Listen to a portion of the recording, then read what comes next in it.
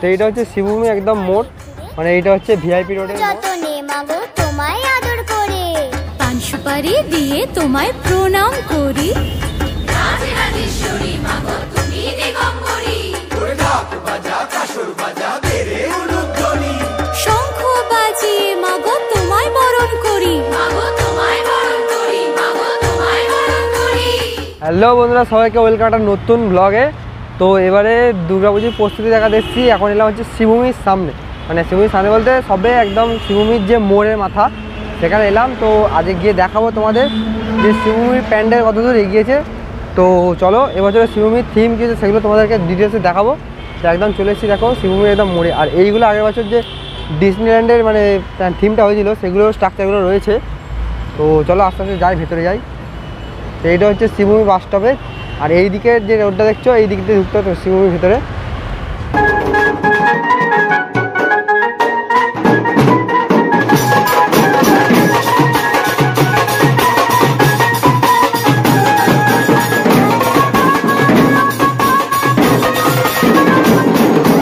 তো এইটা হচ্ছে শিবভূমি একদম মোড়, মানে এইটা হচ্ছে ভিআইপি রোডের মোড়।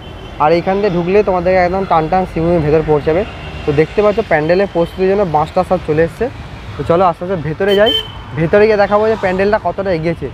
তো একদম শিবভূমি মানে যেখানে পুজোটা হয় মায়ের মণ্ডপ সেইখানে যাবো আর তোমাদেরকে দেখাবো।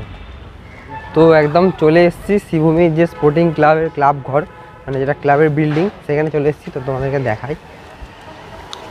তো এটা হচ্ছে মোড়ের মাথা, আর এইটা হচ্ছে শিবভূমি স্পোর্টিং ক্লাব। দেখো এটা হচ্ছে শিবভূমি স্পোর্টিং ক্লাব।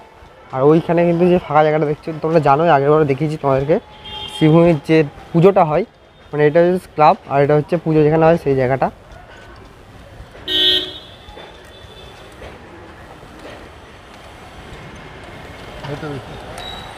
শিউলি ফুলের নলুক দেব দেব কাঁচের চুড়ি। তো দেখতে পাচ্ছি প্যান্ডেলের কাজ কিন্তু আপাতত শুরু হয়ে গেছে, মানে বাঁশের স্ট্রাকচারের কাজ শুরু হয়েছে। দেখো তোমাদেরকে দেখাই। তো দেখতেই পাচ্ছ ভেতরটা কিন্তু পুরোটা কিন্তু একদম মানে লোহার স্ট্রাকচার করা আছে, তার উপর দিয়ে কিন্তু বাঁশের স্ট্রাকচার করা, মানে মণ্ডপের মায়ের যে মূর্তির ভেতর জায়গাটা সেটা কিন্তু পুরো স্ট্রাকচার করা আছে, একদম চালা করা আছে। দেখো পার্মানেন্টলি জিনিস করা। আর আপাতত দেখে বুঝতেই পারছো যে এবছর যে থিমটা হবে তিরুপতি বালাজি মন্দির সেটা কিন্তু হয়ে গেছে। আর বাঁশটা সব পড়ে গেছে, দেখো প্রচুর পরিমাণে বাঁশ এসছে। আর দু সাইডে যে ওয়ালগুলো হয় আগে থেকে করা আছে। তো চলো ভেতরে গিয়ে তোমাদেরকে দেখাই।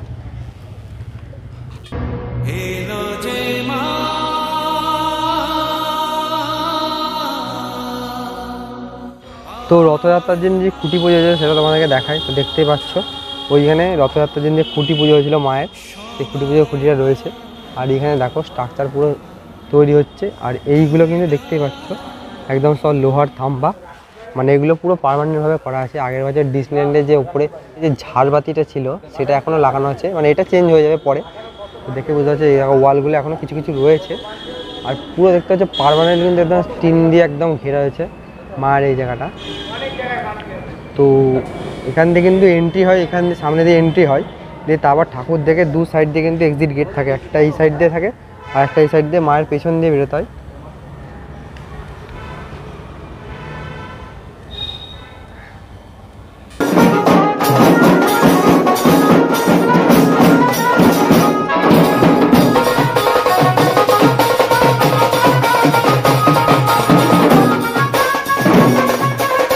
তো আগের বছর যে ডিজনিল্যান্ড হয়েছিল তার কিন্তু জিনিসপত্র এখনও রয়েছে দেখছি।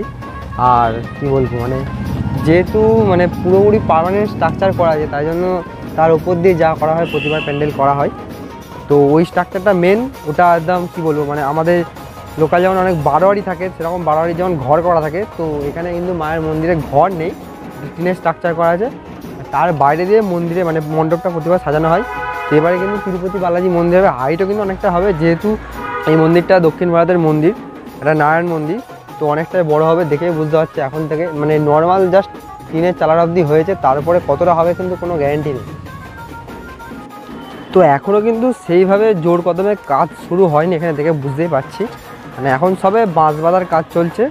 তো মিনিমাম আর কিছুদিন পর থেকে একদম ফুল দমে কাজ চলবে, তখন বোঝা যাবে। তখন ঘিরে দেয় চারদিকে, প্রতিবারই ঘিরে দেয়, এবছরও ঘিরে দেবে নিশ্চয়ই। তো যেহেতু হাইটে হবে তো বাইরে থেকে এসে দেখাবো তোমাদেরকে, যদি ঢুকতে পারি তো খুব ভালো কথা, তো আজকে শিবভূমিতে কতদূর এগিয়েছে তোমাদের দেখালাম। তো আবার আসবো তোমাদেরকে নেক্সট ব্লগে দেখাবো। চলো আজকে মতো টাটা, আবার দেখা হচ্ছে একটা নতুন ব্লগে।